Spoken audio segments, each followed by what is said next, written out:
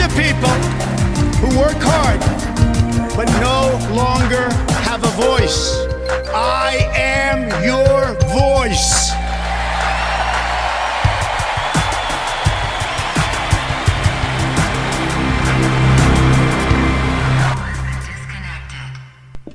Hello everybody and welcome back to a brand new live stream, a very late stream but a very important one.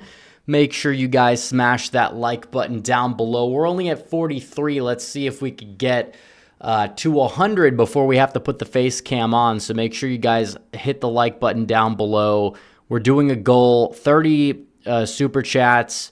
The colors are going to be green or above. So $5 and above super chats will count toward the goal. We've got a goal of 30. Hopefully we can hit that goal. Make sure that you guys send in your questions via super chats. We're going to get to all of that and more during the stream. We have to talk about the Democrats in disarray. The JFK files also have been released. There's some new economic data that we're going to go over, and then we'll get to the people. So make sure you guys like the stream down below, subscribe. We're going to get started.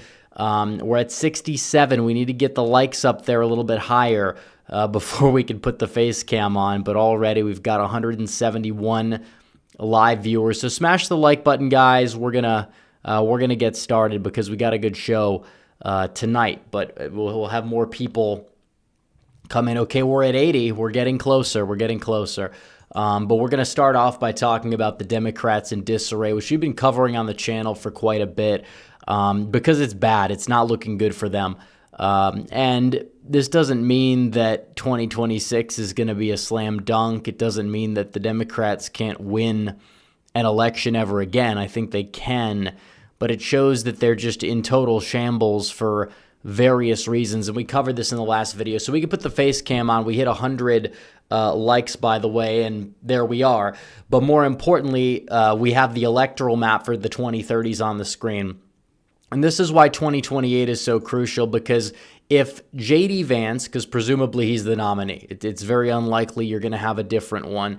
But if it's Vance versus Newsom, for example, or it's Vance versus one of these other people, it's a very crucial election. And the reason why is simple, because if the Democrats don't win that election, not only are they possibly not going to, win a few Senate seats in the process, and Republicans are going to inch closer and closer to that 60 number, but also on top of that, you have the 2030 apportionment forecast. So Republicans kind of dropped the ball with the census that was conducted in 2020. It undercounted several Republican areas. There were so many states that were on the fence if they were going to get electoral votes or not, because the census wasn't that good. It wasn't that accurate. It undercounted certain parts of the country, overcounted other parts of the country. It was a COVID census. And still, the electoral map, Republicans saw a little bit of a net gain in that electoral map. But now what are you seeing? You are seeing the electoral map change vastly in favor of the Republicans, and the Democrats continue to lose. So you have this bizarre phenomenon because Republicans have been the ones, not all of them, but a lot of them, the Californians that are leaving, a lot of them have been Republican. But on top of it, the state itself is losing population because of the poor leadership, and people are just waking up. They're getting like red-pilled or whatever you want to call it per se, and they're becoming Republican, and you're seeing it. And it shows in the raw data out of the state of California, because Republicans added 126,000 in the past month, more voters on net than the Democrats added. That is not good for the Democrats. Of course, they still have like a 4 to 5 million voter edge. I'm not saying California's going to be at risk of flipping anytime soon. It's not. Maybe it will. I think it will in our lifetimes at some point vote Republican. But as of right now, it's not. And we're fine with that because we don't need it to win. But that would be the end of the Democrats. They'd never win an election if they can't win California. Just like they said about Republicans in Texas. But California is even more consequential for the Democrats. But you're seeing the fact that California, they're going to have 51 electoral votes. Texas would be at 44. Florida at 34. Just the raw shift. The only red states that lose electoral votes, they're actually swing states.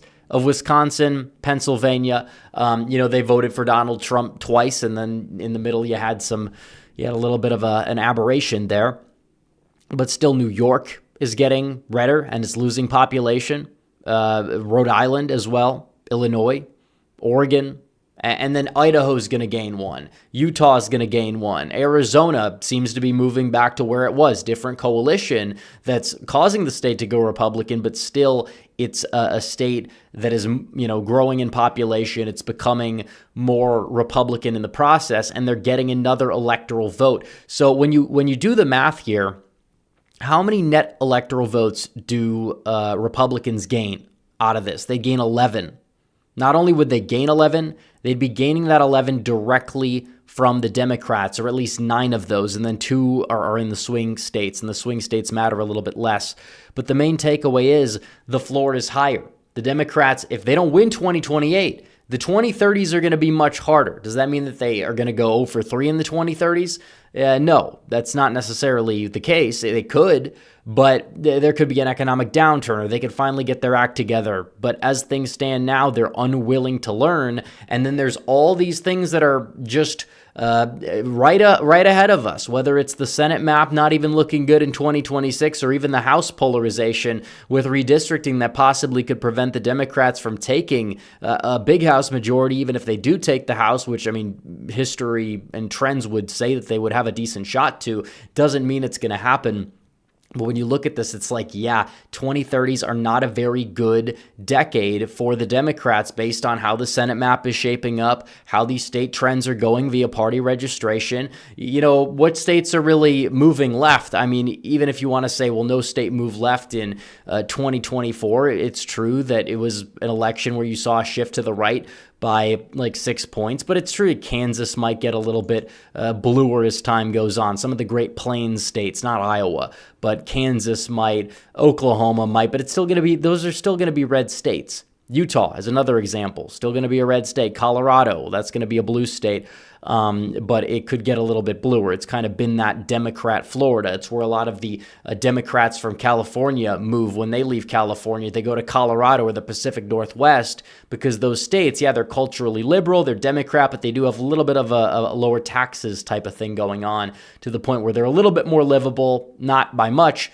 at times, but still, that's kind of what you see going on in the 2030 electoral map. And you also have all this other data. The party doesn't have a leader. They don't even have a single person getting above 10%, besides Alexandria Ocasio-Cortez is the only one that you have getting a double-digit percentage of the party saying, this person is our leader. That's embarrassing, not just because it's her and she's a total clown, but because the party is just so fragmented. If you ask Republicans, they're going to say Donald Trump. Donald Trump is easily going to be like, you could ask any Republican, any Democrat, who's the leader of the Republican Party? 95% of people, if they're being honest with themselves, are going to say Donald Trump. And of course, Donald Trump, the baton's going to be passed, all right? The third term stuff, it's fun to think about. It's not going to probably happen. You're not going to get a constitutional amendment. You're not going to have people signing on to that. You could try to challenge it, but again, it's not like the guy's 68, he's 82. He's probably going to want to retire. He picked Vance in part to set up a successor that was a worthy successor. It was a double down pick that actually worked at the VP slot, and it's paying dividends. Now, Vance is very hands-on for a VP, great advisor, and as things move forward, maybe the baton will be passed, but still, at that point, it's like people are going to say, oh, Trump and Vance are both the leaders, because I think Trump still is going to have a big presence, kind of like how Obama had in 2016 in that election. But, it's just one of those things with the Democrats. They don't have a leader. They don't have a direction. What does the party stand for other than we don't like Donald Trump? What do they exactly stand for besides that and a bunch of woke nonsense? They can't even tone that down. They just ramp it up even more, which is hilarious. It's a disaster. It's a total disaster, but that's where we're at. And this is their party now. And it's kind of been that way, but at least you could talk about the fact that they had a future, or they thought they had a future, the suburban trends or whatever. And it's like, that's not going to be enough, because we learned this year, something I've been saying for the past 5 years, not all suburbs are created equal. And we kind of saw that. And now they're going to be in trouble because not only are they losing Hispanics, not only have they lost the white working class, not only have they lost even a segment of young black voters, not a giant share, but a noticeable share, they're also losing young voters because that was the other thing. Oh, all the old Republicans, they say they're going to die out, and then they're going to be replaced by younger voters who are going to be, less white and more Democrat. That's what the Democrats had banked on. But younger voters of every ethnic group, but, young white men in particular, they're not voting Democrat in high numbers at all. They used to. 2008 they did, but this generation, times have changed. You saw the trend or shift map on even college campuses in some areas. It was like 25 points to the right from previous election cycles. You lose the generation that's growing in size of the electorate. It's like, who's voting Democrat besides like boomers that have always voted Democrat and are susceptible to the narrative of the mainstream media, because that's their only constituency that they really have at this stage in the game. They're not doing too well with a lot of these groups, so they're going to have to regroup, and they possibly can. Things change, times change, we understand that, but where are they exactly going to go from here? They don't even know. You have Gavin Newsom on a podcast with Tim Walz today, and then Tim Walz is talking about how he can beat up any Trump supporter in like a boxing ring or something. Like this is how these people are. They lose the election in part because of Trump derangement syndrome, because that's all they had. And now they're doubling down on that while Trump remains at his peak popularity or close to his peak popularity. The Atlas Intel poll that came out showed him to be at peak popularity for his entire career in terms of his favorable rating. Now, job approval was a little bit underwater, but these things have ebbs and flows. If people don't like the stock market, they're going to be more likely to say that they disapprove. It doesn't mean that the people are going to automatically vote Democrat, because you look at the Democrat approval, according to NBC News, we talked about this in the past video, it's 7%. Now, to be fair, the total approval rating is like 27, but that's awful. Like, the Republican Party is still a mess. I mean, it's gotten better over the years thanks to Donald Trump, but it's still something that a lot of people have problems with for obvious reasons. And I share those concerns at times as well, depending on, who we're dealing with, who we're talking about. But when you're looking at this, 7% of Americans have a very favorable opinion of the Democrat Party. So those are your very enthusiastic people. Now, that's not good. That's not a winning recipe. You have a massive brand problem, and then you change out your mascot, which is already a jackass with 4 holes in it, and now it looks like a Trojan horse that somebody made on Microsoft Paint in 5 minutes for their 4th grade project. That's the state of the Democrat Party. So can they rebuild? Yeah, I mean, it's possible. I really fear for the day they find their own Trump. I'm not saying that, it's going to be, a 40-year red renaissance, but the way things are going, they're not likely going to get the Senate anytime soon. They'd have to have everything go right in 2026 and 2028 for them to just have a very, very narrow majority. And at this stage in the game, I really can't see it. I can't. Now, the country could implode in the next 4 years. I don't think it is. I really don't. And we'll talk about that as well, because you have new economic data, and we'll get to this before we get to the JFK files, which we're going to spend a little bit of time on, not too much. But if you're looking at the actual economic numbers, because the stock market has been very much in flux, it's been all over the place, and it's trending a little bit down. And we know that that's the way it's been. The tariff threats have likely played a role in some economic anxiety. Donald Trump did say that we could be entering some sort of recession. That's definitely going to spook the markets, even though it's true. I think he might know it's true, and he wants to kind of get that out in the public to make sure that, he can maintain control over the narrative, which is smart. And it's like, could we use a recession? Maybe. Because when you have a fake inflated economy, it's going to have to come down and crash back to baseline a little bit, and prices might lower, deflation on certain goods. That might be a big positive thing. You're already seeing gas come down. You're already seeing egg prices go down, but we're talking about housing. We're talking about a lot of other things. Is it possible you could make the case that there could be like a positive recession, not like an 09 or 08 level recession that we saw back then, but something where we do have a little bit of a contraction. Everything kind of resets a little bit because you have a fake economy that's been bolstered by a bunch of numbers in the jobs department that just don't exist, or they're going to non-citizens who are going to eventually have to be deported. And then obviously housing costs are going to fall down a decent amount after that.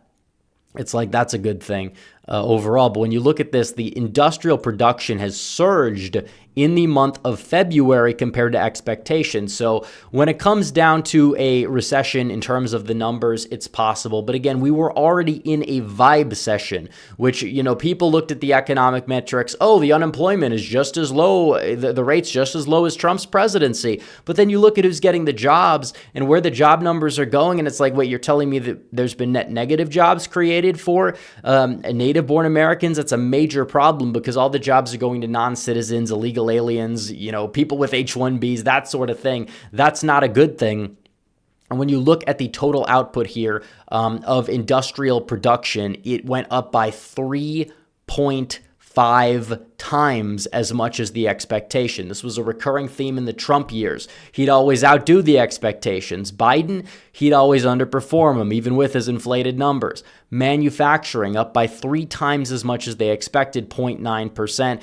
And this is a big one for Michigan right here. The auto sector up by 8.5% when the last estimation for the previous year was that the jobs went down by 0.5%. And, we see this with even the tariff threats where you now have Honda. They're saying, oh, no, we'll make these cars in the U.S. because we don't want to pay these tariffs. So out of the gate, you're seeing positive developments on things that the economic elite have been saying are going to be disastrous for the economy, but you're seeing it anyways. And it's actually working in some way, shape, or form. And significant surges in industrial production have often preceded periods of robust growth. We haven't really seen that robust growth anyway. So you're kind of seeing this economic, in a certain way, within just a little bit of time, an economic miracle. Donald Trump hasn't even been president for 2 whole months yet, but you're already seeing some positive metrics and positive vibes regarding the economy that you haven't seen since he was last in the White House. And of course, you have people whining about how, oh no, this is more pollution. That's what they're doing in the comments. That's hilarious. They cannot take the L, but they're coping. We know they're coping. They're coping hard because Donald Trump is doing what he has promised that he would do. They're mad because he's actually doing it, whether it is the tariffs, whether it's trying to end the war between Russia and Ukraine, whether it's, cutting down the border crossings 97%. We need more money for mass deportations. We've gotten the money. Thank you, Chuck Schumer, by the way, who the Democrats have been raking over the coals, saying he's caving to Trump. They're basically just losing their minds because a Democrat did what Republican leadership has been doing to us for decades, and it happens to them once. And then they lose their collective mind. It's hilarious what these people are going through. They don't have a single direction. They rather shut down the government to make Donald Trump look bad. I think Schumer's doing it because he doesn't want Republicans to talk about getting rid of the filibuster, because that would be a discussion that would come into play. And it's 100% true. They should at least lower it, because the Democrats, they may not control the Senate for a very, very long time. And the second they do have a little bit of control over the Senate, that's the first thing they're going to do anyways. They're going to get rid of the filibuster. They're going to make D.C. a state. They'll get more senators that way. Puerto Rico a state. Try to get more senators that way. I mean, there's a chance that could backfire, but still, I mean, Trump got decked in their straw poll, despite performing very well historically among stateside Puerto Ricans in the eastern United States. But still, when you're looking at this, you have positive economic data. He's, promises made. Not all promises have been kept, but not all promises are going to be able to be kept. How long are we into this presidency? Almost 2 months. He's already accomplished a lot. You have a long way to go. And also the files, because the Epstein files rolled out that was botched by Pam Bondi. Pretty much everybody agrees, whether you like Trump, whether you like Pam Bondi or you don't like Pam Bondi. The whole Bindergate thing was bad optics. I don't think Trump had anything to do with that specifically. I'm not blaming him for that, but Pam Bondi did have this tendency to overpromise, and you had several other people around Trump overpromising only to underdeliver. Now, quick water break here. And it's true that the Epstein files very well could not exist in the same form that a lot of people believe they exist in. Like, do you think there's really a list of people just lying around that were on the island? What do they do on the island? Like that sort of thing. I mean, we've already seen some Epstein files that have been released. Nothing too damning was really released on in terms of the files. But do these files even exist? They might not. They might not exist in the same way that a lot of people might imagine that they exist. Because if you think that, oh, Trump has even a 5% shot at winning the White House and declassifying, do you think that the Biden FBI is going to hold on to this, or they're going to throw it out? Because the answer is obvious. I think that they would probably have some cover up. That's why it's like they're trying to get these files from like the New York FBI office, and they're not handing over the files. It's a whole big ordeal, but still, there's other files that Donald Trump made more of a focal point of his campaign. It wasn't like a key promise that he made. It was not something that would have affected my vote, but you had a lot of people, got the libertarian side of things, that were kind of pushed to vote for Trump because, oh, he's going to release the JFK files, the RFK files, all these files, and he finally did it. He did release today with Tulsi Gabbard, who is the director of national intelligence. She played a role as well. Very good selection by Donald Trump. But Donald Trump released the JFK files today. And is there like this massive like smoking gun that shows that there's a cover up? No, but there still are quite a few things that are a little bit of red flags that are coming up in these documents, where you have the CIA. They were watching Lee Harvey Oswald before the assassination. And then you have like CIA agents that like are somehow funneling money into places and organizations in Cuba that also happen to know Lee Harvey Oswald. Strange stuff going on. I'm not really one for the, JFK conspiracies. I haven't really followed them. It was kind of before my time. I know a lot of people are very into this kind of stuff. It's not something that interests me probably as much as it interests some of you guys. But some of these files, and there's 80,000 of them, so people are still obviously going through them. They were released a few hours ago, but you could look at some of these findings as we have aggregated by Grok, which is a great AI tool. It's Elon Musk's over at Twitter, probably the fair, most straightforward AI that you could ever find. Ask anything. It's not a product placement. It's free, but I'm a big fan. So you can kind of see from what they're actually showing here is the CIA was monitoring this guy, his activities, his contacts with Cuban intelligence, etc., before the assassination took place. So he was on their radar, and they did nothing. It's a recurring theme. We see it in a lot of these mass shootings that take place. We see it in a lot of these assassination attempts. Even this type of stuff happens so conveniently. Does that mean it's always gonna be like a conspiracy? No, sometimes it's general incompetence. But when it comes down to something like this, something this serious, it's gonna raise a lot of eyebrows for sure. Also, evidence supporting a second shooter, because again, a lot of people have said, oh, it wasn't a lone gunman involved. There could have been a second or third person involved. Now it seems like the documents now have included previous accounts of witnesses that were redacted, suppressed, etc., such as the Dallas bystander statement, silenced by government intimidation, that support the theory. It aligns with the 1979 House Select Committee on Assassination's conclusion of a high probability of multiple gunmen, amplifying speculation about a shot from the grassy knoll, consistent with the Zapruder film's depiction of Kennedy's head movement. So there's a lot of these theories that a lot of people have had for a very long time about this, and now it seems like, yeah, there's more documents involved that we've never seen before. Now we're seeing them thanks to Trump, that would prove some sort of like corroboration on that theory. Also, potential mafia connections to the assassination. The files highlight significant involvement of organized crime, detailing ties between the assassination plot and mafia figures, suggesting a possible motive of revenge or political maneuvering, adding a layer of complexity to the official narrative that Oswald acted alone. So the summary is right here. And it says these findings, while not definitively proving a conspiracy, challenge the lone gunman conclusion from or of the Warren Commission, and have reignited debates about the true circumstances of the death on November 22nd, 1963. Release of 80,000 pages, including 2,400 newly uncovered FBI records, has been described as a seismic shift in the case, though some experts caution that the full impact will take time to assess as scholars shift through the extensive documentation. And it's true. I mean, you could say, oh, well, people are just going to say that because they're looking for time to come up with an explanation. But at the same time, you have a lot of amateur people, these amateur analysts, as I like to say, but they're going to take these files. Some of them will take them out of context, run with them because, it fits a certain narrative. And it turns out that, there's more nuance to it. That's not the way it is. But regardless, it's definitely, there is some definitive evidence that would, I guess, hint at some sort of cover-up. A lot of people have their theories. A lot of people say it was something to do with Cuba, something to do with the USSR at the time, whatever.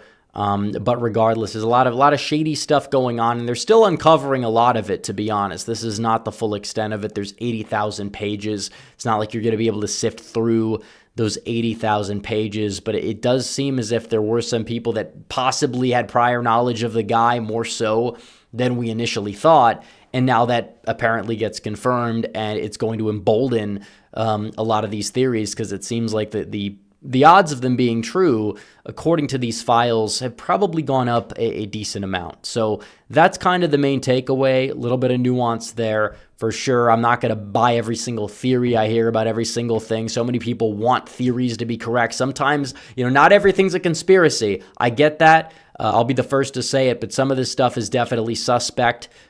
Should be looked into more for sure. And it kind of lends a lot of credence to a lot of the people that they said were these conspiracy theorists for how many years, saying, nope, the government doesn't lie about anything. The CIA is perfect and honest. The FBI is perfect and honest. That's not true. Our intelligence agencies are a big mess, and we need to clean them out. And thankfully, we have leadership that is at least transparent. I'd like to see possibly we one day could get the Epstein files. Some of the MLK files have been released. Some of the MLK files have yet to be released. They're going to release those as well.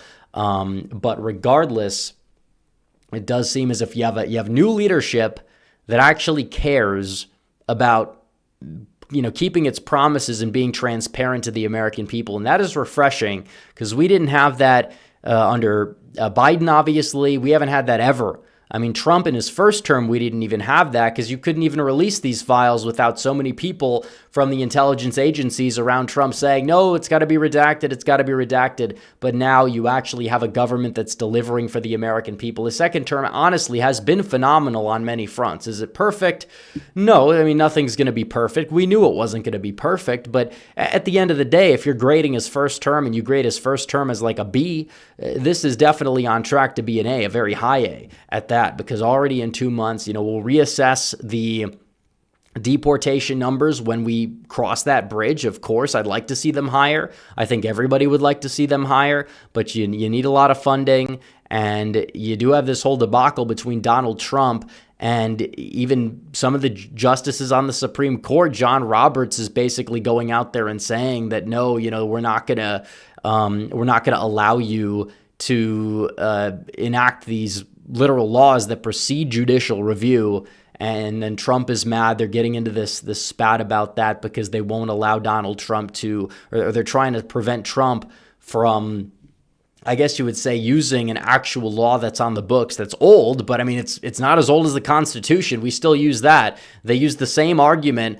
Oh, well, Trump, how dare Trump trample on the Constitution? But then how dare Trump use this law because it's old? It's almost as old as the Constitution. You understand how these things work. It doesn't matter. They don't care about the Constitution. I think Trump does, but I think Trump understands that the Constitution has been used and abused by these bad faith actors, people like John Roberts, people within the establishment for decades upon decades. They've rewritten the entire Constitution basically in terms of what it actually means. They don't follow it by original intent. They were mad when Trump said, he who saves his country does not violate any law. And it's technically true. If it's like illegal to deport illegal aliens at that point because you have stupid people that are interpreting the Constitution Constitution in a stupid way, yeah, you better disobey them if you actually want to save the country. You're not doing anything that should be considered illegal. We need strong leadership.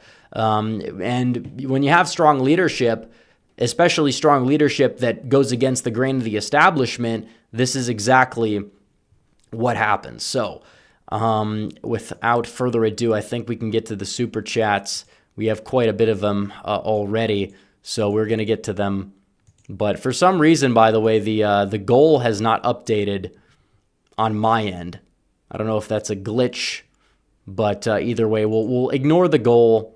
We'll just read the super chats. But again, I encourage you guys to send in any questions that you guys can.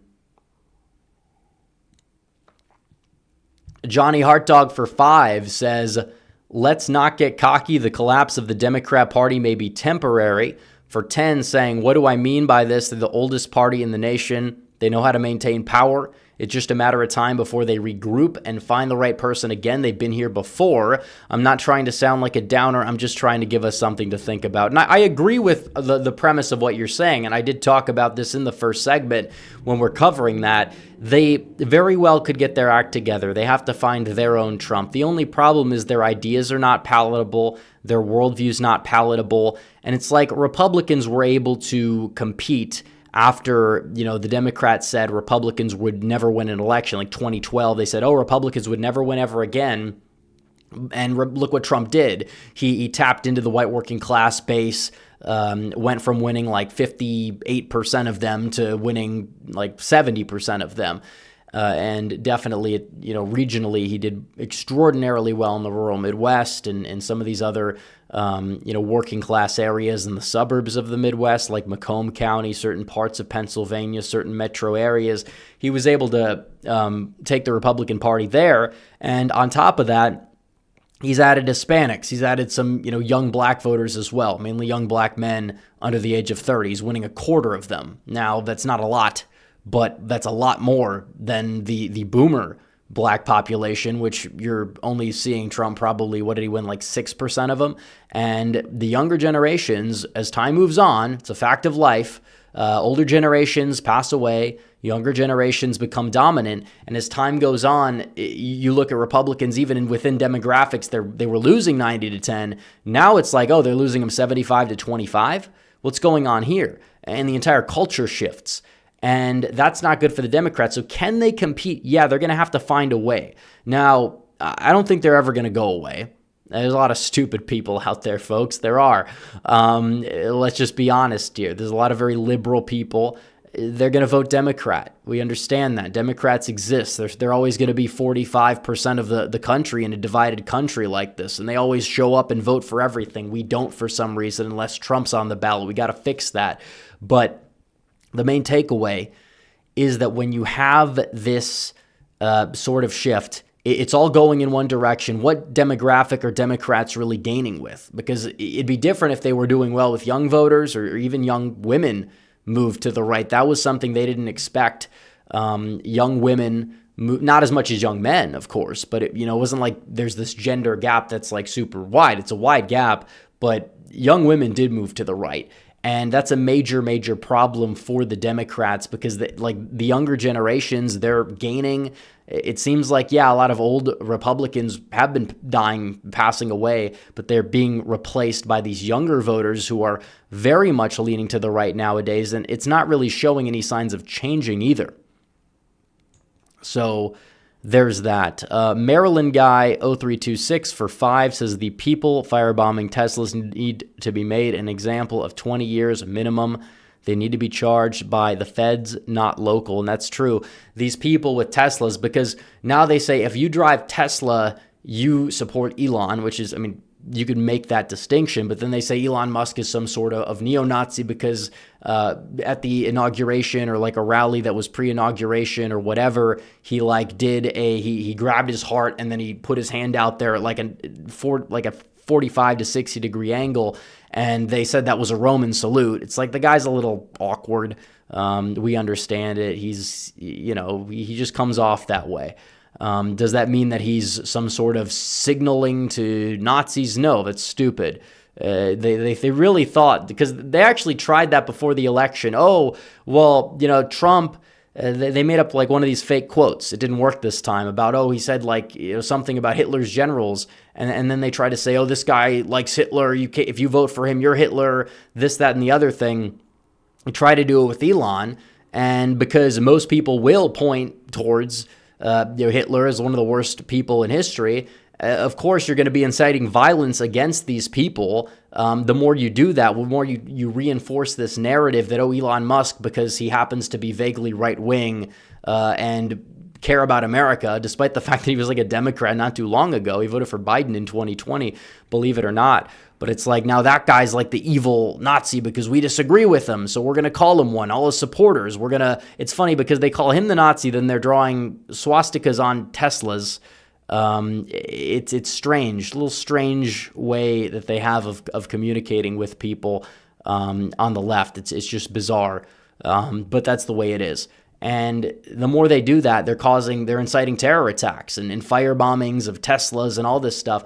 It's a problem. It's a problem. And they're bullying people into submission. And I wouldn't blame somebody if they didn't want to buy a Tesla now. I mean, I don't really like electric cars, to be honest. But if somebody was going to buy a Tesla now, are they less likely to do it? Probably, because they don't want their car to be firebombed. But when you do that, the left wins. They're winning. And they're not the dominant culture anymore. We are. So it's like, what do you do about that? Do you cave in and say, no, I'll get a different car because I have to care about my own safety? Or do you fight back and say, you touch my car, you're going to be thrown in jail for 20 years. Something needs to happen, because if you have hate crime legislation, and hate crimes are a thing nowadays for some reason or another, where it's like automatically worse if you beat somebody up, but you like call them a racial slur or something, versus if you beat them up regularly. Even if you do that, they'll still probably find a way to charge you with a hate crime if they're a different race. But it's like that has to apply across the board. If you're politically, inciting violence for political beliefs, why is that not a hate crime? Why are you not getting an extra sentence for that? It comes down to something like that. So they need to get that solved. You're right, 100%. Let's see. Johnny Hart Dog says 28 is crucial, but let's not underestimate. I don't think you're doing that. How crucial 26 is. I know you say that, and I'm not underestimating it because it is important. But even if the Democrats have a good year and they retake the House, that could flip in 2 years. I'm not saying that we should let that happen, but I'm saying that is it the end of the world if they do it? In fact, you would kind of expect them to.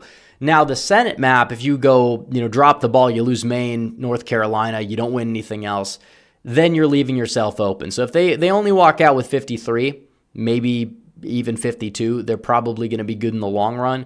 But I do agree that it's crucial. Is it as crucial as 28? No, because Republicans are still going to control the Senate. The House is going to be the House. I think the House is important. I think Trump needs to keep winning. And I think I think Republicans in Congress need to tout his agenda and don't drop the ball on messaging. Don't have this rift between them and Trump. It's like, people like Thomas Massey who are like supposedly like, they're further right than Trump. They're the base people. And it's like, I agree with a good amount of what he says. But when you do all this grandstanding and create this divide and almost throw the government into shutdown, like Rand Paul with his stupid vote in the Senate, it's like, I want to like some of these people, but they do the pettiest stuff I've ever seen. Like Rand Paul didn't even endorse Trump. Trump pandered to the libertarians. And it wasn't like pandering as in like gross pandering. It was genuine outreach. He fulfilled a lot of his promises to the libertarians, including this right here, the JFK files. He made that promise at the Libertarian Convention. He spoke there. He gave them a voice. He pardoned Ross Ulbright, who was going to rot away and die in prison, one of their libertarian heroes. He pardoned him. He brought on RFK, who, Rand Paul was flirting with endorsing.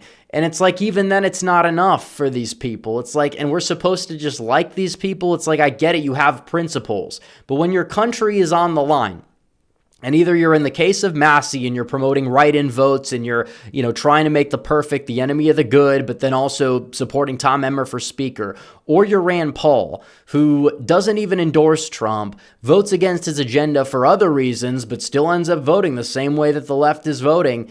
It's a little bit suspect. It's like these people, you can't be acting like this and expect me to sit here and support them in return. Are they very good on a few issues like government surveillance, etc.? Yeah, but past a certain point, they're kind of behaving like Justin Amash from Michigan was during Trump's first term. They're acting very similar to Amash, actually, and he's somebody that would have a very weird voting record, and he voted to impeach Trump. He turned into some never Trumper who ended up, ball washing for the establishment more so than he was opposing it at times. And you're kind of seeing the same thing. So yeah, it doesn't mean the CR is perfect. I'm not saying that it is, but when you have people like Massey and Paul, they're becoming counterproductive past a certain point, and you don't really want that to happen. You just don't. Olivia Williams says, I worry about Lawler having base issues in New York's governor's race. I mean, I guess the one thing that he did was his Kevin McCarthy stuff. I think his voting record in and of itself hasn't been that awful because it's New York. You have to get the Trump base out, but you can't be overtly offensive to these people that usually don't vote Republican. So you kind of have to toe the line. Lawler, I think, is fine for the governor's role. He wouldn't be in Congress anyways. He would probably be a decent governor for New York if he were able to beat Hochul. I'm not saying he's going to. I think he could under the right circumstances. Depends on her approval rating. If she even gets past her primary, I think she will. But it's you have bad leadership in New York. I think that would be enough. Trump will probably give him an endorsement. It'll be enough. I think Zeldin would have been better. I agree with that. Zeldin would have been better. But Lawler, I think, could win. I don't think his base issues are going to be too bad in a midterm year if Trump's going to be out there campaigning. And I think the House is crucial, and it goes through New York. It goes through California. A lot of people know it. A lot of people fed up. And that's partially why you look at these down-ballot coattails. Yeah, I think California in particular, Democrats might not retake the House because, especially if Kamala Harris ends up being the nominee for Democrats for governor, which I think could happen. I really do. Because it's either that or she runs for president again and starts off as the front runner in the primary. Doesn't mean she'd stay there, for sure. But I think they're comfortable letting her go for governor. But even then, she's a chronic underperformer. She probably wins, but is she going to win by a lot? No. She might win by 12. And if you're only winning by 12, those down ballot effects, you're talking about people trans seat, that could flip, and a few other seats are going to flip. The Adam Gray one, there's a few seats that would flip that would not really end well for the Democrats because you already have kind of a low ceiling, and if you're losing seats, then you're totally screwed, and you don't want that to happen. You don't. Also, Olivia Williams says Donalds would not be talked about if he were white. I mean, he goes on TV a lot and is very good on TV. I think that's the main reason why people are talking about him. There's a few other black congressmen that on the Republican side, like Burgess Owens, they don't get a lot of the praise Donalds does. I don't think he's like a Tim Scott character in that regard. Does he have probably some noticeability in part because of that? Yeah, I mean, possibly. But I think Donalds is qualified. I like the guy. I do think a lot of the people that are opposing him, and they kind of died down. I don't even know if you're going to see Casey DeSantis go for it. I think the DeSimps were out there testing the waters to kind of see, how that would be received. But Donalds kind of is somebody, he's taken the high road. And he's always taken the high road with DeSantis for the most part anyways. He's been attacked by DeSantis and all those people. He still has said, I like what he's done as governor. We're going to keep the trains running, as he said. So, he's going to go out there, get the Trump endorsement. He'll win easily. I think he'd be a good governor. I don't think he's just some pick because, they're going to pick him because he's like Tim Scott's getting all this money to mount a presidential run. When Tim Scott is not special, he's not talented. It's clearly for one reason. It's not politically correct to say, but it's true. As it goes for somebody like Byron. Byron has merits. He has a very stellar voting record. I support him on his merits. I don't really support him, just because of his identity. It's not like a DEI thing. But that's the way it is. So there's that. Also, John Waffle H2P for 10 says, what do you think of the West Virginia NCAA situation? Is that the tournament snub? I have no idea. I guess they're investigating because they didn't get in the tournament. Now, do better. Win games. That's what I have to say. I get it. There are snubs. There's going to be Pro Bowl snubs. I remember Matthew Stafford had that 5,000-yard season back in 2011, 41 touchdowns with the Lions, kind of was their best season since the 90s. He didn't get a Pro Bowl slot during that season. There were a few times he was snubbed, but it's like, you know what, play better. It sucks. Maybe they made a mistake, but you got to move on. If you were really all that good to go far in the tournament, you would have made the tournament. It's a little different. So they could investigate, but it's like, is there really some cover up? Is everything a conspiracy? No. I mean, that doesn't mean conspiracies don't exist. That doesn't mean some of them are not true. Many of them are, but many of them aren't. And it's just a case-by-case basis. Olivia Williams says Mark Robinson was clearly trolling on Nuda. I mean, he might have been.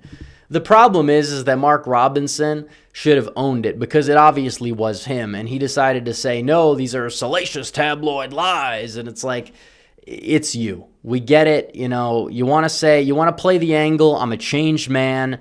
I made a mistake. I was trolling. This was not who I am. It's not how I've led. It's not how I'll lead. If he comes out and said that, he probably would have gained support. But instead, he just decided to sidestep it. He kind of cowered down. And it's, also at the fault of the Republican Party who had access to that information. If they truly cared about his electability, you would have released it in the primary. You wouldn't have sat on it until the day before he, could have dropped out and been replaced. It's like if he was replaced by somebody, do I think they would have done a little bit better? Yeah, I mean, because it wouldn't have been Mark Robinson, who lost by 15. And I like I said, people gave me hate when I said he should step down. But because he didn't step down, you lost the AG slot to a crazy person. You lost a bunch of state house seats to crazy people. And it was a big problem because, reverse coattails aren't a thing. It didn't affect Trump, but it did affect the state ticket. And when that happens, and possibly you could make the case for somebody like a Don Davis held on in the 1st District because of that. And that's a major, major problem. It really is. He should have done the right thing and either stepped down or just got in front of it and said, it was me. I made a mistake. I've turned to God. I'm a different guy. And it would have been so much better. But instead, it was obviously him. So guy's joining Zoom calls before his term ended, and he's got the same username on Zoom as he had on nudeafrica.com. I highly encourage people not to go to that website because, for obvious reasons. But let's see. Johnny Hart Dog says gas and egg prices haven't dropped in Alaska yet. Well, Alaska's Alaska. The cost of living up there is going to be higher anyways. It just is. The transporting of the goods, etc. I mean, that's crazy. Nick Felstead for 10 says, we're 2 months into Trump 2.0. It might be a bit too early to talk about 2028 and even 2026. MSM and Dems are going to do all they can to destroy Trump in the next year before the midterm. Well, look, I agree with you that it's early to talk about 28. We don't know what's going to happen, but this is talk radio. All right, we could speculate. We could do what we want to do. It's fun. It's entertainment, and it's true. I mean, it's not like I'm telling people lies or I'm selling people things that are just blatantly false. It's speculation that's interesting, and it's based on fact. The way the Democrats are going right now, they're not going to win in 2028 unless something changes very quickly. And maybe I shouldn't be telling them this, but it's not like they care what I have to say anyways, because they would have won in 2024 if they actually were listening. So And the Republicans don't listen either, which is their problem. But as for what the mainstream media is going to do to destroy Trump, they've done it for 10 years. What can you do? Like, the people would have to really be suffering from something that Donald Trump does. And I'm not talking about just tariffs, or I'm not talking about, we're getting a negotiation deal done in Ukraine that some of the military industrial complex isn't going to say is sufficiently anti-Russia enough or whatever, because, the people that think in terms of winners and losers on that kind of stuff, most cases, they're just wrong. But it's like, it's going to take a lot to really doom Donald Trump's presidency, because they've hit him with everything already. And he's more popular than ever. Even if you want to say his approval fell, and it's not 50, it's 47. Okay, let's take it at face value, which on RCP it's 48, and still is probably underestimating him. That's not that bad. That's better than it ever was at any single day in history during Donald Trump's first term. And we understand how close the 2020 election was, despite all the shenanigans and trickery and election law changes and all these things. I mean, Trump's right. They used COVID to do what they could do, push those boundaries. And definitely when you talk about an election that's decided by 0.3% in Georgia, 0.3% in Arizona, 0.6% in Wisconsin, with all the unethical bull jive they were doing and concocting in all of those states, you'd have to be a conspiracy theorist to say that there was nothing going on, or you're going to take it at face value. Like, do I think it was this massive... Biden only got 70 or 65 million votes. Like, no, I'm not saying that, but a lot of the votes that Biden got in certain places were suspect at a very minimum, and that is just objective reality. And now that you don't have the COVID-only voters, because many people, they probably wouldn't even recall if they voted. Even if they actually did check the box for Biden, they were, doing very shady methods of getting ballots in hands of people with the harvesting. And we got to do it too, to an extent, as long as it's legal, to fight back against it. And we have, and that's partially why we won. I mean, this thing was 2024 was going to be close. As I said, it could come down to 1,000 votes in Pennsylvania. And thankfully it didn't. It was like 120,000 votes in Pennsylvania. It's a lot of votes, but still. The main point is that these elections are close. Secession now says Trump will send your son to... Like, look, folks, in terms of these wars, because a lot of people are saying, he's sending people to war. We're already at war with Yemen. And if they're going to be assaulting our ships, you're going to have a strike back. It's how it works. If you're going to be killing our people, we're going to be doing it reciprocally. We're not going to get walked over. Now, do I think we should find an exit strategy for Yemen? Absolutely. But the bottom line is Biden got us into this mess. And if they're going to be attacking us and killing our people or putting our people at risk over there, yeah, those groups, those rebel groups are going to be hit back. And that's not neocon. That's reality. If you're going to be killing our people, that's just how it works. So, again, I'm not happy we're there. We shouldn't be there. But it's not like this is some grand conspiracy. The Donald Trump and then the Israel lobby and all this stuff. It's much deeper than that. That's not why we struck Yemen. Johnny Heartdog for 5 says, correction, my dad told me the egg price dropped a little at Costco. Gas prices haven't dropped yet, still what it was back in November. Well, down here it's good. So I'm sorry to hear that about Alaska, but I mean they're a little bit distinct in terms of the economy and how things run. I think some parts of Alaska, I'm not saying your parts of Alaska, but they have to fly in the groceries. You go to get a box of cereal up in Barrow, it's like $11.49. It's insane, but it costs a lot to live up there. But there's no like accessible highways to some of these towns. But American Nerd 1776, Trump breathes, Dems say orange man bad. Some things never change. I could have read that super chat 5 years ago, and it would be no different then than it is now. That's the thing. Could be no different then than it is now. Bailey Spangler for 5 says, I'm concerned about key policy priorities being held up in court for months or years. Do you think any cabinet pick is disappointed? I mean, am I a fan of Kristi Noem doing these diva activities on social media where she, dresses up and claims she's, rounding up illegals when she's not even doing it herself? it's a little bit cringeworthy, but it was kind of expected when Trump was going to pick her anyways. Pam Bondi has been a mixed bag. I'll say that. But again, it's very early. I think the people calling for her job are they're being a little erratic. It's very early on. If she still is promising things and not delivering them months into Trump's term, we can have that discussion. But there does need to be a little bit of a grace period for people to get acclimated. He has been president for not even 2 months. These people have been there sometimes less than a month. That's a problem. So Jeffrey Largent for 10 says, I saw the JFK files got released, need more time to look into it, but I already read about the agent who was going to blow the whistle, then got suicided. It's fishy. Yeah, it's definitely strange. Some of what's going on is strange. It's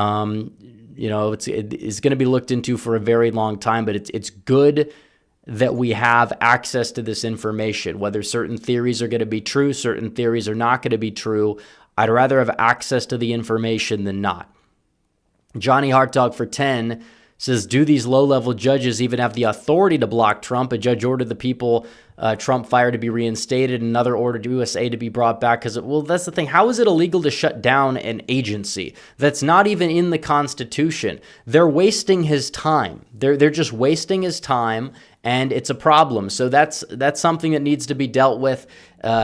Checks and balances are one thing. The problem is if you have certain levers of power that are abusing their power where they shouldn't be able to abuse their power, and then you have the Supreme Court basically saying, we're not going to bail you out here because essentially, we don't like you. That's basically John Roberts. It's a mess.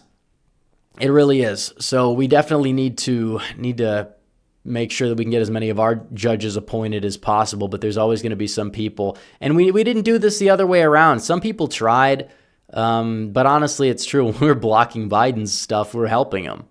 And then eventually when he was able to get bypass that all, it's like, he had more of a border crisis, which is bad for the country, but did hurt his administration in the process.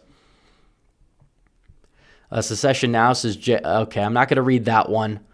Not going to read that one. I get the trolling, even though, you can have your opinions. Doesn't mean I'm going to read them out loud. American Nerd 1776 for 10 says, I do think some of the theories on JFK are plausible. We need to take them with a grain of salt. I, for one, would like to know the exact motive. I doubt we'll ever truly know everything. Yeah, some of these things will be debated for centuries. That's how these things work.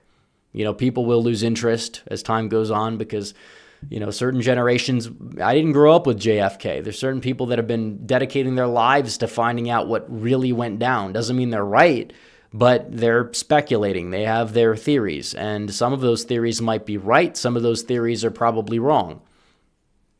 Jacob Hawley for 10 says, page 38 on archives, etc. Read it. It's insane. The guy was a general in WW2, friends with Alan Dulles. I think we have a problem. Yeah, I heard that name quite a bit. I think that's who the airport's named after, by the way. Johnny Hartdog for 5 says, what are your thoughts on the auto pen scandal? Will Biden's pardons be nullified? I think it's hard to prove, but how does the auto pen even work? We've had auto pen. I think all presidents have had one.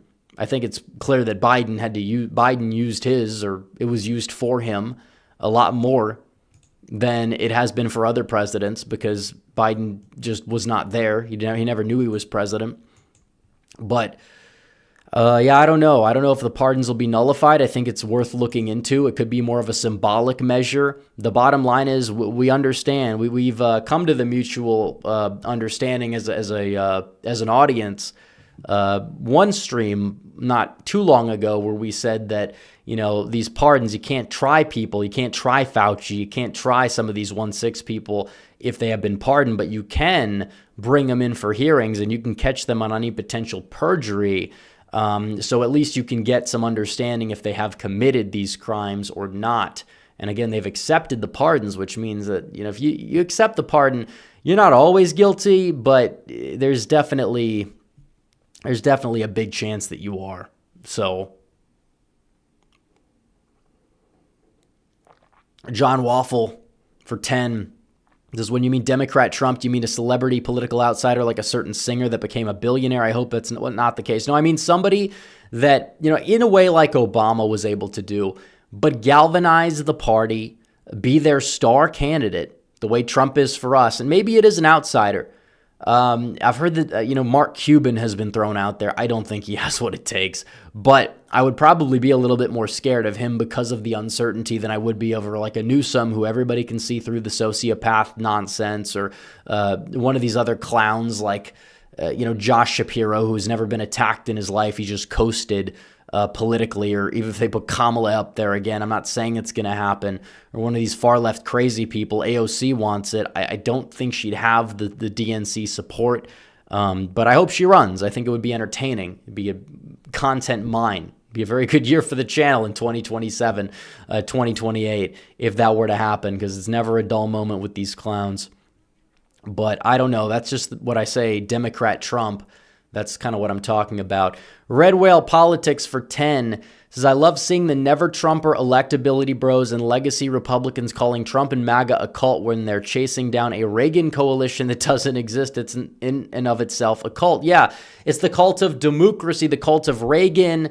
The left, you have the cult of opposing everything Trump does. They've lost they've kind of lost this, I guess you would say, the right to use the word cult. The DeSimps in particular as well, because I've never seen a bigger cult. If you oppose anything about anything DeSantis or praise Trump on anything, you'll have maybe not all of them, but a good chunk of them, like the die in the wool, I'll never vote for Trump DeSimps. They'll be just out for blood with you on X, but they're not relevant people. That's why Trump wins, and that's why it's Trump's party, and it's not their party. Polite Rude Guy said, I will only vote Trump 28, no Vance, he can run. Well, if Trump doesn't run, you have no choice. But Red Whale Politics says, please make an updated documentary on Texas and also on Florida. Yeah, possibly. I want to talk about Texas because some of what I said in that documentary I'll retract, especially when I said DeSantis probably could have won Texas by more than Trump. That's not true. That is especially seeing his 28 campaign or 24 campaign. It's disaster. I retract that. I wouldn't have even probably said that in 2022, let alone now. In terms of what I said, how it's turning a corner and coalitions are shifting, all of that came true. I just didn't expect it to come true with Donald Trump, but it did. And I'm very happy that it did. And you could thank Biden for that one. So let's see. Polite Rude Guy says Trump is eligible for 28 Constitution. I've read the amendment a lot. I would like to believe you were right. It would be entertaining. Sad part is the guy would be like 86 when he's leaving office. I don't think he wants to do a third term, even if he could at that stage in the game. It's easier to say now than it is then. But he's definitely made his mark on history as one of the most, not just consequential, but iconic presidents that we've ever had in American history. When people think of presidents 100 years ago, they list 10 presidents. Whether they like them or not, Trump is going to be on that list. And because he's just had an incredible story arc, the first in non-military or politics before, to get elected to the presidency straight out of the private sector. On top of that, you just have the whole story arc, the 2 non-contiguous terms. That's the main reason why anybody knows who Grover Cleveland is outside of the people that memorize all the presidents. It's just true. He came back and won. Trump came back and won. The guy got shot in the side of the head and threw up his fist to the air and said, fight, fight, fight. And that barely survived. That was miraculous. I mean, if we're going to be completely honest here, the guy is an incredible human being. Whether you like him or you don't like him, you can't deny that. There's very few things that you can deny. You just can't deny that. So, let's see. Red Whale Politics says, well, that Harry the fake nice guy gets exposed. Look, I have a theory on that. Speaking of conspiracies, JFK, all this stuff, here's a conspiracy hot take from me about this situation. And this might be controversial in some people's eyes, but I don't think it is. I think it's the truth. You have this guy who is obviously not straight in the way he behaves.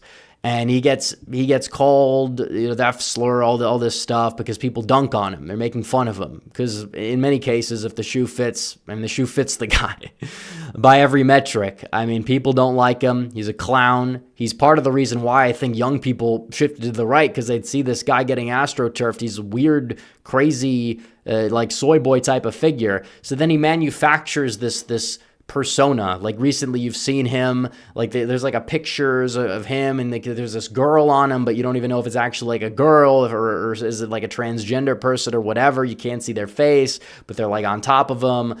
Like you could see the hair, and then it's like, okay, so he's trying to create like this persona. He's being like a douche about it, and he's still getting dunked on because he's Harry Sisson. Now you have all these texts coming out, and they're saying this guy, they're saying that this guy is like got a roster of 11 women, and he's getting like soliciting naked pictures and sexting back and forth. Some of the messages reminded me of the Cal Cunningham scandal back in 2020 in North Carolina. Like that whole thing, that was insane. But it was similar to that, even in terms of how absurd some of it was. And it's like, is he the one just creating this and leaking this on his own in order to kind of create this persona? Because maybe he realizes that he's not appealing to young men, but he thinks that this is going to change the game, which it's not. People might meme about it for a day and move on. It's like, I don't know. I think you could make the case that he's the one astroturfing the whole thing, and he's laughing about it. He's having a good time just because he's like, oh, he's going to troll the conservatives who make fun of him for being effeminate on social media and very annoying, because that's exactly how he behaves. So that's my take on the Harry Sisson stuff. But yeah, Red Whale Politics says it sucks giving Chauvin a pardon is well, it'd have to go through the state as well. Trump could lessen his sentence. I think he should be in terms of the merits of the case. I mean, what they did, the time he's already served, even if you believe it's a manslaughter type of thing. The guy, I mean, what payment do you need more? He got stabbed in prison. I don't know. I think it was a white liberal that did it too. I could be wrong about that, but he was stabbed in prison.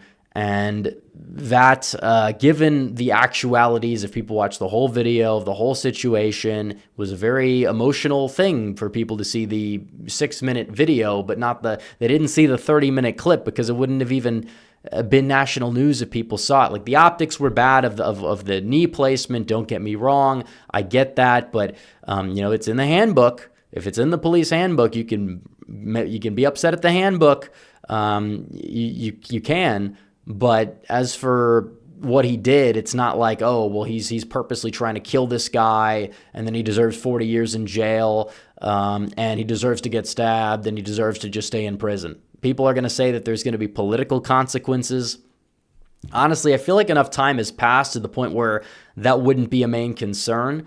There's going to be political consequences to everything you do. Either way, I don't think Trump felt strongly about the Chauvin stuff to begin with, so I don't think he's going to pardon him.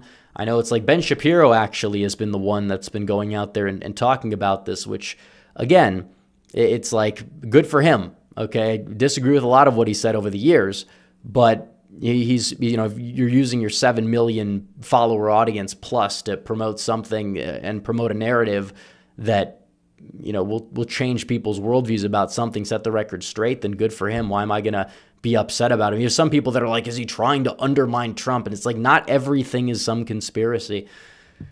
But what can I say? Let's see. Secession Now says Hoover had videos of JFK having his way with Marilyn Monroe. He was the OG Epstein. Maybe he did. I don't know. Eric from Wisconsin for 10 says, obligatory vote for Brad Schimmel chant to my Wisconsin folks. That's true. We need people voting for, and honestly, if you know people in Wisconsin, just get them out to vote.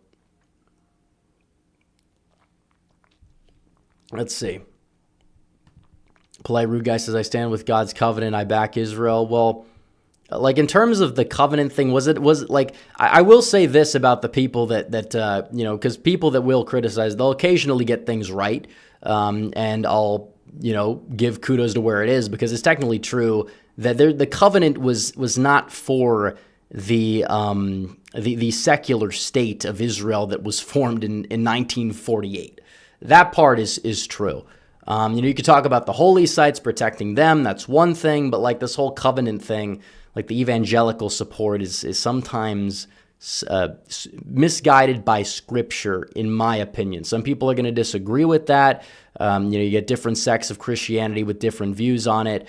And I say that as somebody who's not anti-Israel like some of these people, but technically like this whole covenant thing, like the current state, like, oh, we have to send foreign aid because we have to protect, like, it's technically not the same thing. Although I will say, and this is something a lot of people don't understand about this whole ordeal, because so many people don't know what nuance is.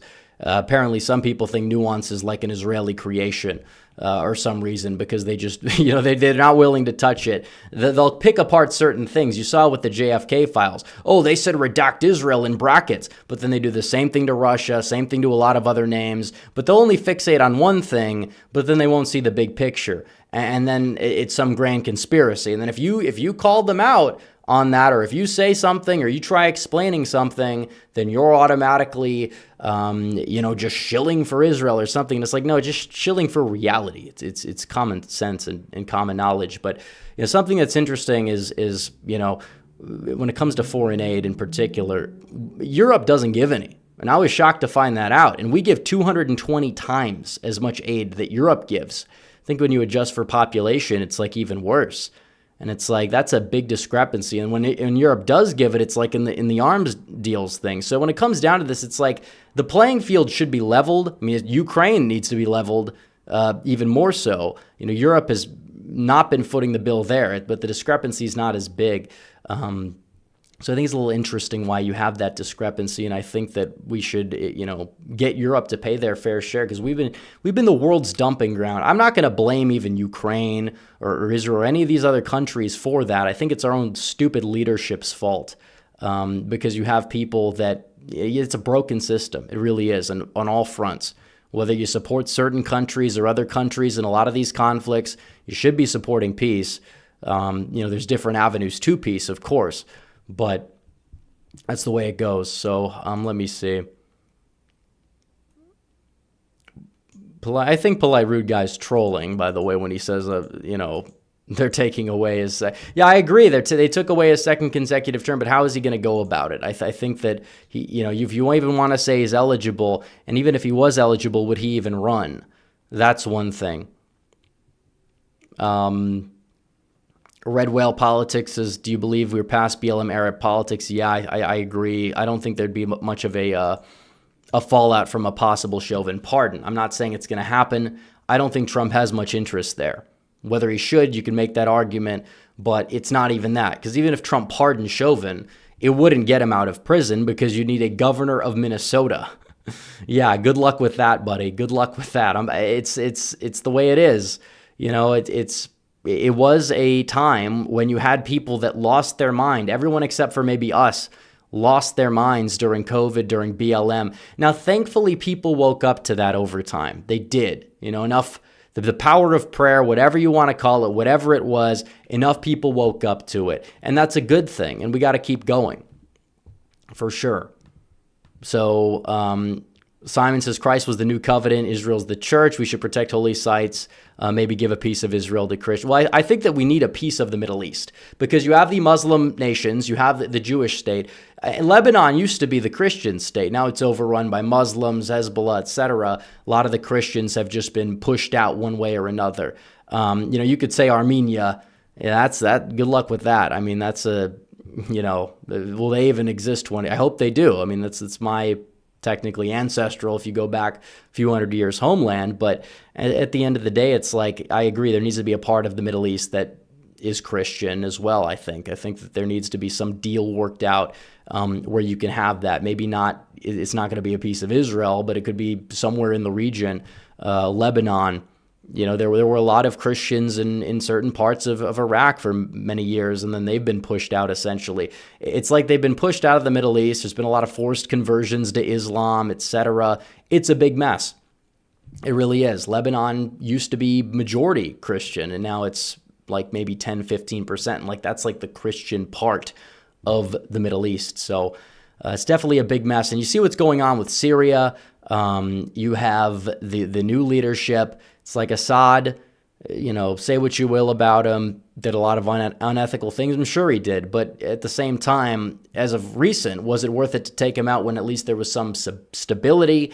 And now you have these other groups that are angling for power, that are just completely persecuting Christians in Syria. It's a disaster. So in terms of the Middle East, there should be a Christian nation in the Middle East. I don't know what that is going to be, but there should be one. In an ideal world, Lebanon would make the most sense. But let's see. Polite Rude Guy says, I'm not trolling, got a Trump 28 flag sent. Okay. Well, appreciate the super chats and all the talk about Trump 28. Ash K2 says, if Sununu and Kemp don't run, it's pure selfishness. I don't usually agree with this guy's super chats, but he's 100% right here.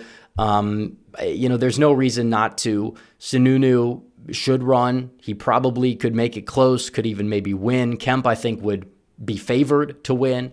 And it's like even when you need these rhino types in certain places, they'll still find some way to stab you in the back, even if it means destroying their political career.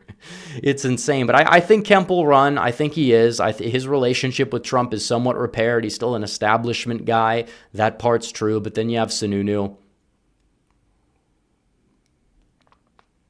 And he's more of a rhino, but New Hampshire's a blue state, not even a swing state. It's getting closer.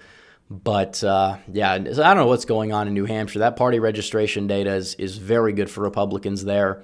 Can't complain. So there's that. I think they'll both run. I hope they do. But you never know with some of these people. It shouldn't be a question. It shouldn't even be a question for. Sununu should have ran in 22, but you could make the case he's got a better shot now. Trump wanted him to run. And I think Trump is going to endorse Kemp and Sununu because I think he understands the nuance behind it. Trump is a smart guy. He doesn't like Kemp. I don't like Kemp either, but it's like he'll probably, in terms of his record on paper, besides like the Trump rift, hasn't been great. There's things you could point to that he's done, like recruiting in a lot of liberal industry. That's not helping Georgia stay red. But in terms of some of the other bills that he's passed, I don't think he'll be a thorn in Trump's side in the Senate. Sununu probably more so, but it's already kind of baked into the cake and expected. If he votes 80 to 85% of the time in the correct column, he's gonna be all right.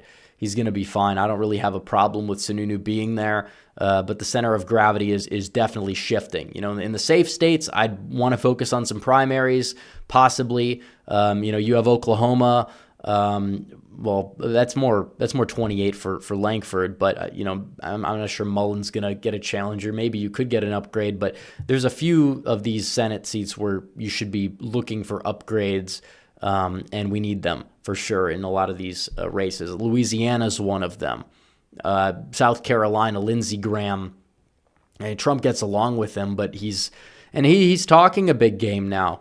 He's talking a big game, which again, he's a grifter, but you know where these people stand. Traditionally, and you see them shifting, and it's like they're just going along. They want to keep their jobs, but if they're doing the right thing to keep their jobs, and they keep their jobs, and they keep doing the right thing, that shows that the center of gravity is shifting, and you can't complain too much about that. But we understand. We understand that Lindsey Graham is a disaster. Red Whale Politics says, can't wait for Dems to say Trump's economy is Biden's. Yeah, it was, no, Biden's economy is actually Trump's. And then, it's strong because we'll tout the numbers. And, Trump is destroying Biden's economy, even though he's only been president for one day and inflation is the same. And now it's going down. And now it's the stock market is all Trump's fault. And then who knows what it's going to be. If the economy recovers, but it's Biden's economy. What did Trump do? He's just there. That's all he needs to do. He just needs to win the election. That was it. It's not even about policy, which it is partially, obviously, about policy. His trade worldview, his support for onshoring, his reduction of regulations that hurt American industry. It's like you do have some element of old school, like Reaganomics on the supply side mixed with protectionism, economic nationalist policy, and you don't touch entitlements, but you do cut waste in the entitlements. That's like the ideal economic system. in my opinion, especially this day and age. Trump represents that perfectly. Let's let him go out there. Hopefully he can keep winning, because 2 months he's done a lot, but there's a long way to go for sure. Polite Rude Guy says Dems have no vision. They have hate and failure. That part's true. Hate and failure. That's exactly right. We'll do a last call for Super Chats. We've been going for an hour and 20 minutes. It's almost, it's actually past 1 a.m. on the East Coast. We do have a lot of people. Here still. 565 people. I don't know. I can't even tell if we hit the goal, if we didn't hit the goal. I guess the goal just never got off the ground, but that's okay. I think we did get close to 30 Super Chats anyways, to the point where I think we hit it in theory, but the system has been glitching. Polite Rude Guy says Trump 2028, the goal. Well, hopefully the golden age can begin now. I think it is. I think the best is really yet to come on that front. Shadow Ranger says, did you see the New York Times leak post? Article was pure BS. 99% of society doesn't care about the COVID virus anymore. They're running out of that USAID moolah. Also probably true. Now they're trying to prevent Trump from closing it down. It's a mess. USAID, that is, not the New York Times. They're doing a pretty good job of that themselves. Red Whale Politics says Obama totally built Trump's economy. Yeah, exactly. The thing is, they might have that argument, but it's like if Trump didn't overhaul Obama's economic policy and then see additional growth in the economy, because that's what he did. Ash K2 says, in fairness, Hassan won by 10% when Dems were energized after row reversal. He might have been DOA is better. First of all, I think that he would have cleared the primary field. Part of the reason why she won by that margin is because of that. Also, Bolduc talked about cutting Social Security. That's a third rail. Sununu is pretty weak on abortion, which, again, in New Hampshire, that plays well to the point where that could have helped him. But, I agree. It would have been a very close race, but I don't think that there's any guarantee Sununu would have won that race. You're not wrong about that. And Inquiring Minds for 10 says, good job, dude. Thank you for the Super Chats, guys. Appreciate it. And I'll be out of town for about a week, so I'll be streaming next Tuesday, hopefully. Won't be any more streams until then. Red Whale Politics is, what's your opinion on Supreme Court race? And let's get to Wisconsin first. I haven't looked into that. Maybe we can hold. I think it would be a hold if we win that. I don't know. But yeah, all right, guys, we're gonna wrap this one up. So thanks for tuning in. Like the stream, hit that subscribe button, hit the bell. I will see you guys in the next one. Red Eagle out.